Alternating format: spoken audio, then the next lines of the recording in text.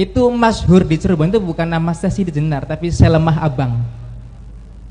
Pertama kali beliau itu bikin pedukuhan Lemah Abang, itu daerah Lemah Abang di daerah Karangsuwung kalau di situ. Nah, beliau ini di beberapa babat tanah Jawi misalkan menceritakan beliau lahir dari seekor cacing. Ketika menguping pembicaraan wejangan ilmu kesejatian antara Sunan Kalijaga dengan Sunan Bonang. Di dalam manuskrip Cirebon diceritakan bahwa Syekh Sidi Jenar itu masih kerabat dari Syekh Nurjati. Beliau anaknya Syekh Datuk Soleh. Datuk Soleh ini kakak adik dengan Datuk Ahmad. Datuk Ahmad itu ayahnya Syekh Nurjati.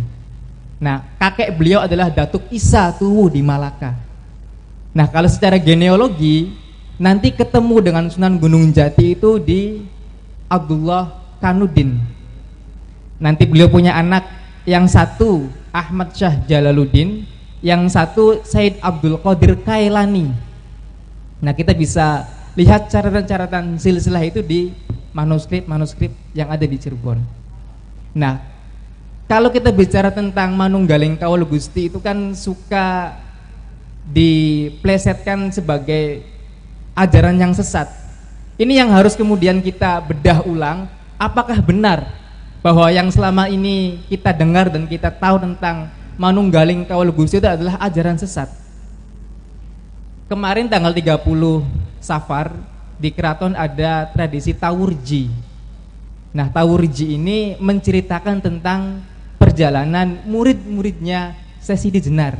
Nah, kalau dalam cerita yang ada di keraton itu, mereka adalah pengikut-pengikut Syekh Sidi Jenar yang dilindungi oleh Sunan Gunung Jati, sehingga beliau dikasih tempat di sebuah kampung yang sekarang disebut Kasunean. Nah, dalam perspektif yang lain, Manunggaling Kawula Gusti itu adalah diartikan sebagai sebuah gerakan sosial. Karena Syekh Sidi Jenar, beliau melihat fenomena masyarakat pada waktu itu, golongan orang-orang terbagi atas dua kelompok. Satu masyarakat kawula, kedua masyarakat Gusti. Nah, Gusti ini hanya yang ada di lingkup keraton. Mereka para elit. Sementara para kawula itu mereka golongan masyarakat pinggiran.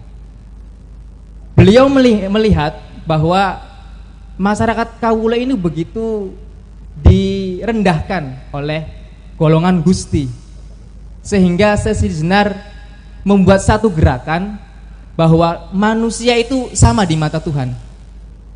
Maka Manunggaling Kawula Gusti itu adalah, yang saya tahu, beliau menganggap bahwa kawula dengan Gusti itu sama di mata Tuhan. Jadi kita harus menciptakan sebuah pedukuhan yang sama-sama menghormati satu sama lain. Maka terciptalah istilah masyarakat itu.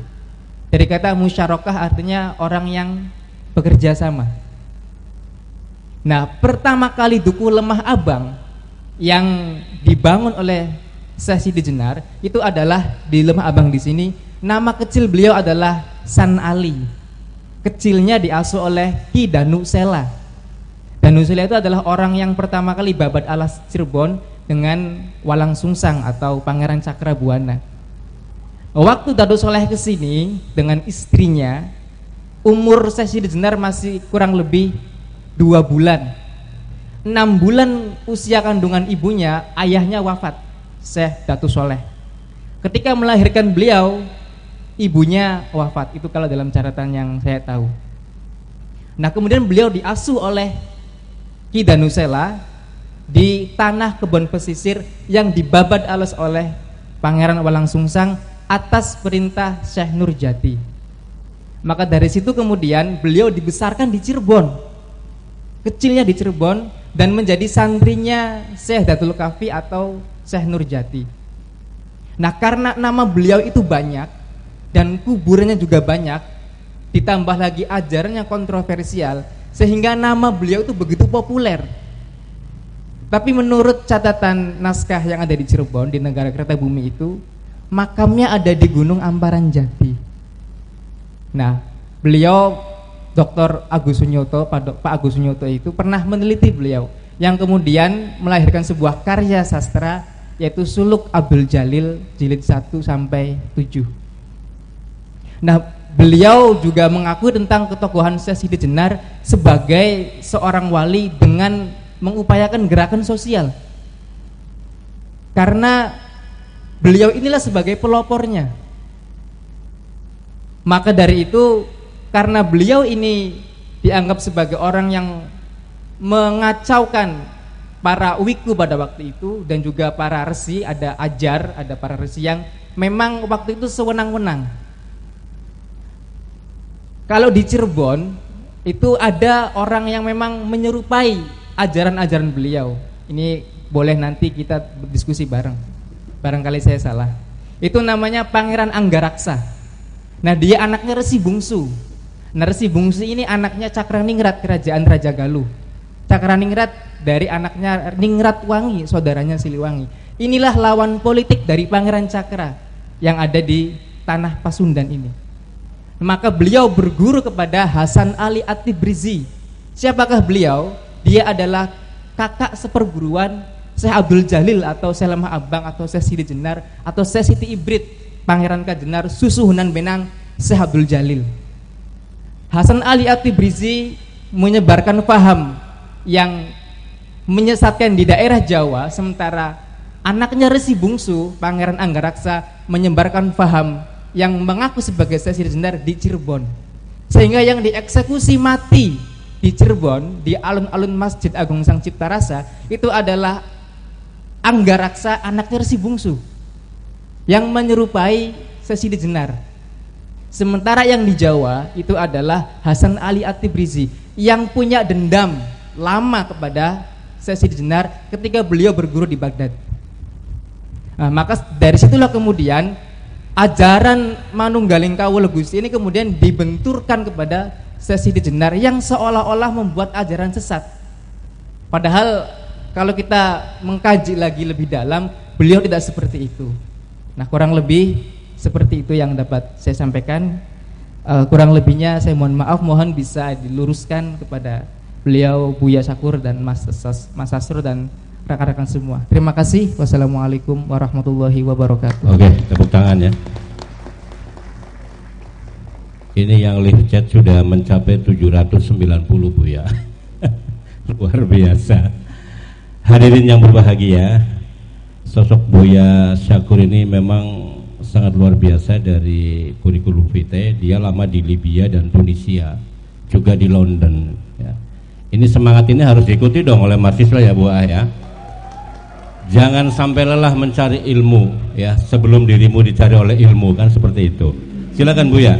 Nanti sesi terakhir ada pembacaan puisi sama Buya juga, monggo. Sama lagu. Assalamualaikum warahmatullahi wabarakatuh. Ini to the point aja karena ini sekitar 10 menit ya. Gitu. Ini beliau ini lahir 1404, wafatnya 1517, berarti umurnya 93 tahun. Nama lain dari Syekh Siti Jenar yaitu Sunan Jepara, Syekh Siti Jenar, Syekh Lemah Abang, Syekh Siti Ibrit. Beliau anggota Dewan Majelis Dakwah Wali Songo yang paling alim atau waliul ilmi. Ada yang menyebutnya Hasan Ali. Tadi sudah dikatakan dia adalah penyebar agama Islam khususnya di Kabupaten Jepara. Sebab kematian Syekh Siti Jenar tidak diketahui dengan pasti karena versi berbeda-beda, demikian pula lokasi pemakamannya.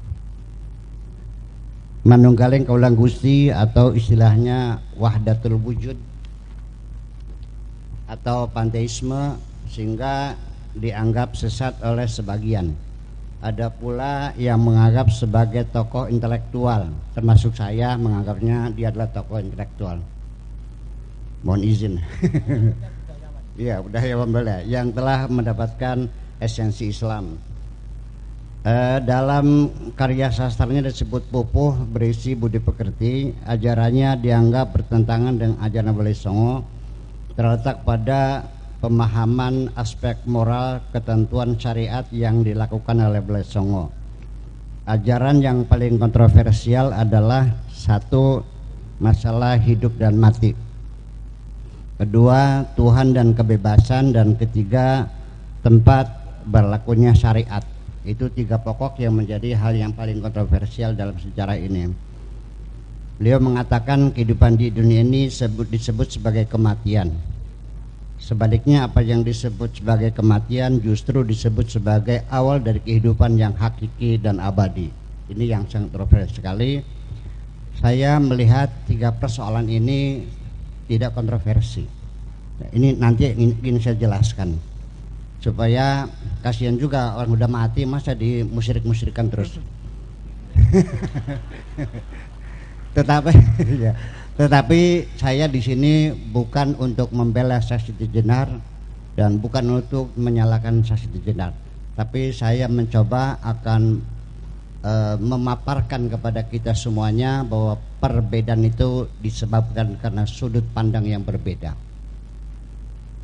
Dan nanti saya tutup sajak saya juga, namanya itu perbedaan sudut pandang.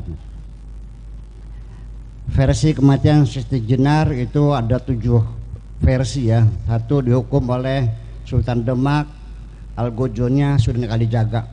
Yang kedua, dihukum oleh Sunan Gunung Jati, Algojonya Sunan Gunung Jati sendiri. Nggak tahu ini, bilang tahu tidak ya. Tiga, dihukum oleh Sunan Giri, Algojonya Sunan Gunung Jati. Jadi Algojo Sunan Gunung Jati ini. Kemudian yang keempat, dihukum oleh Sunan Giri, keris ditusukkan ke badannya hingga tembus ke punggung. Yang kelima, dihukum oleh Sunan Gunung Jati, Algojonya Sunan Kudus. Yang keenam, memilih sendiri kematiannya. Yang ketujuh, ini 2 orang teman penyebar fitnah mengaku sebagai Syekh Siti Jenar. Tadi yang dihukum mati itu sebenarnya bukan dia. Yang dieksekusi bukan Syekh Siti Jenar, tetapi kedua teman itu yang dendam kepada Syekh Siti Jenar tadi. Kemudian juga muncul pertanyaan besar, Syekh Siti Jenar itu memang ada atau tidak sebetulnya tuh, atau jangan-jangan ini tokoh imajiner aja sebetulnya, seperti yang terjadi pada pribadi perawi hadis, yaitu siapa namanya yang paling banyak hadisnya itu Abu Hurairah. Nah sekarang dipertanyakan juga Abu Hurairah. Abu Hurairah itu apakah nama orang atau nama institusi sebagai pabrik penghasil hadis, itu dipertanyakan juga. Saya nggak tahu, nanti kita bicarakan bersama. Untuk kepentingan politik sebetulnya dilakukan tuh, berawal dari perebutan kekuasaan antara sisa-sisa Majapahit non Muslim yang tidak menyingkir ke timur dengan kerajaan Demak, yaitu salah satu cucu Brawijaya V.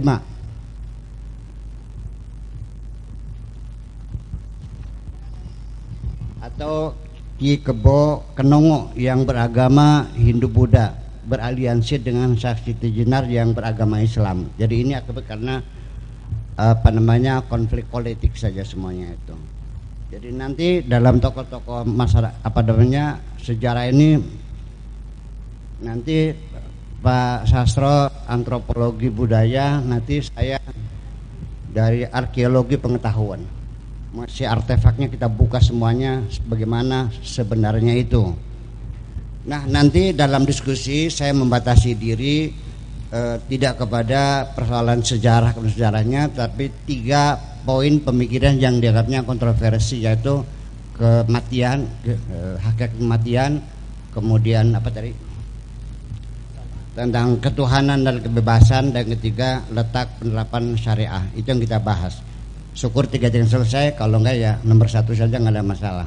Undang lagi. Ya, undang.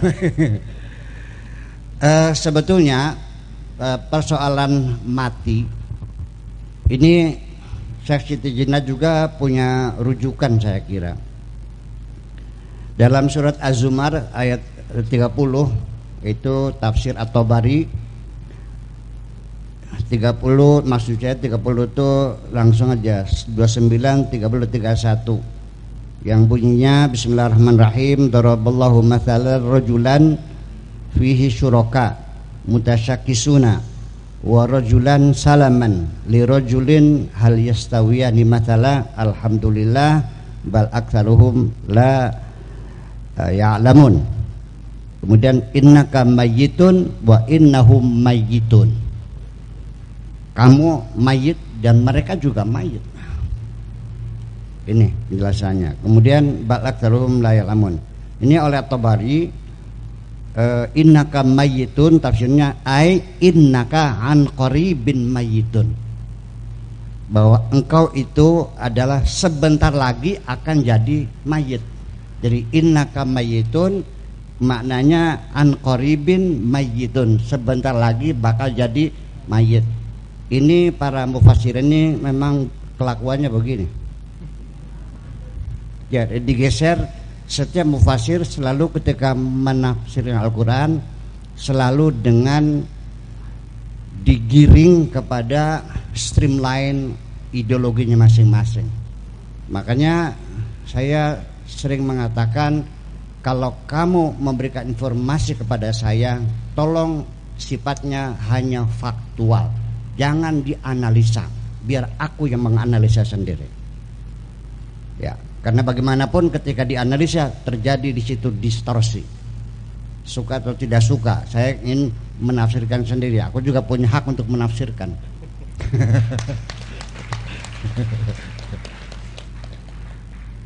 Dua orang yang beragama berbeda menceritakan peristiwa yang sama. Ketika diberi izin beranalisa, maka pasti akan berbeda. Itu. Jadi ini nanti ada di dalam buku metode interview. Itu tentang bagaimana kita memahami mengapa terjadi distorsi dalam penyampaian informasi. Ini bukunya bukan lama banget nih. Dan kemudian ada hal yang paling penting bagi saya, bahwa pada akhirnya mah kematian itu al-mautu la budda, ya, la budda minhu li i'adatil barmajah, bahwa akhirnya mah kematian adalah suatu keharusan dengan tujuan untuk melakukan i'adatul barmajah, reprogramming, atau kalau komputer update, bahwa kematian itu penting dan harus ada. Sesungguhnya kematian itu ada atau tidak ada, wujudnya wujud hakiki atau wujud nisbi.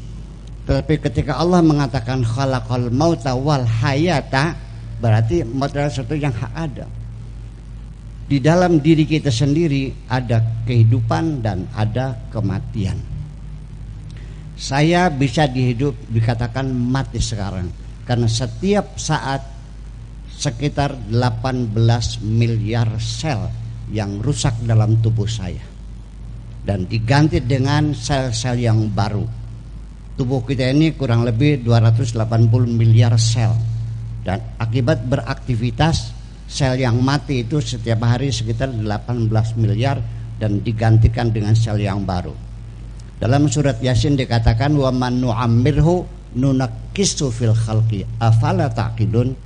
Jadi barang siapa yang nanti akan dipanjangkan umurnya, maka Allah akan menciptakan sel-sel yang rusak dengan sempurna dengan sel-sel yang baru, sehingga sekalipun usia sudah lanjut tapi masih perkasa dan masih kokoh, umurnya panjang, karena di situ sel yang mati dihidupkan lagi oleh Allah Subhanahu wa taala. Jadi kalau begitu, saya sekarang ini setiap hari 18 miliar sel yang rusak, berarti setiap 3 tahun sekali kita total bahwa jasad kita bukan jasad kita yang dulu lagi. Jadi artinya saya sekarang itu bukan saya dulu. Ini tulang belulang darah semuanya yang baru semuanya ini. Tetapi ada yang aneh sekali, setiap sel yang rusak, begitu sel yang baru muncul, itu memori yang ada pada deoksiribonukleik acid itu secara copy paste itu dikirim kepada sel yang baru, dan memori itu tetap abadi. Otak kita tetap seperti dulu dan saraf kita punya memori semuanya. Dan itulah proses kehidupan dalam diri kita, dan itulah proses kematian.